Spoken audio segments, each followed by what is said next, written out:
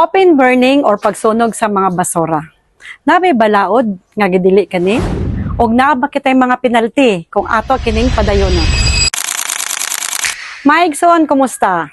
Manghinaot ko nga naa kamo kanunay sa kapiskay sa panglawas. Ang akong topic karon mahitungod sa open burning or pagsunog sa mga lain-lain nga mga basura. Subay sa Republic Act 9003, gidili ang pagsunog sa mga basura. Una, kay makahatag kani og sakit sa atong kalawasan, labi na gid sa respiratory diseases. Sama sa asthma, pneumonia, allergies, labi na sa mga bata o sa mga idara na or sa mga senior citizens. Kay ang mga plastic, painted or treated woods, releases toxic chemicals, also synthetic chemicals na gikan sa plastics, coated papers o uban pang mga materials.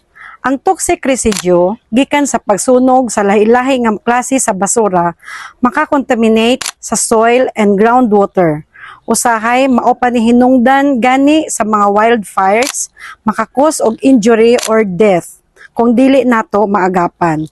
So instead of burning, isegregate nato ang atong mga basura nga ma-reuse, recycle o ma-recover pa. Ang open burning o pagsunog sa mga basura, kung atong naandan nga magsunog og basura sa atong tukaran para paabog sa mga lamok, ato ng kinanghunungon kay nagkasalimuang na ang atong kinaiyahan. Usahay mag-ulan bisan sa panahon sa ting-init or magting-init panahon sa ting-ulan. Tungod sa ginatawag nato og climate change, loss of biodiversity ug uban pang environmental problems. Daghang salamat mga igsoon sa inyong pagtanaw karon sa akong vlog. Manghinaot ko nga naa kamoy mga nakatunan og on behalf sa Clenro, ako dahil si Rose Pagayon. Nagasulti kaninyo maayong adlaw kaninyong tanan.